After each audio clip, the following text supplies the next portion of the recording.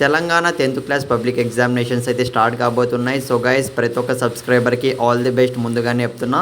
So Basara RGKT ట్రిపేడ్కి సంబంధించి తెలుసు అనుకుంటున్నా. So it is the best opportunity to each and every student. So guys please so చాలా బాగా రాయండి ఎగ్జామ్స్ అనేవి. సో ప్రతి ఒక్క ఎగ్జామ్లో సో మంచి స్కోర్ చేస్తేనే మీరైతే సో ఆర్జీకేటీ ట్రిపేడీలో ఫ్రీగా మీకు సీట్ వచ్చే ఛాన్స్ అయితే ఉంటుందన్నమాట. సో దీనికి సంబంధించి మీకు ఎప్పటికప్పుడు అప్డేట్స్ ఇస్తూనే ఉంటా. సో ఛానల్ సబ్స్క్రైబ్ అయితే చేసుకొని పెట్టుకోండి. ఇకపోతే వీడియోలోకి వెళ్ళినట్టయితే మీరైతే స్క్రీన్ మీద అయితే చూస్తున్నారు కదా. సో ఇదైతే మనకు తెలంగాణ 10th క్లాస్ పబ్లిక్ ఎగ్జామినేషన్కి సంబంధించి so Telugu important question paper అనమాట. సో గైస్ మీరైతే స్క్రీన్ మీద అయితే చూస్తున్నారు కదా.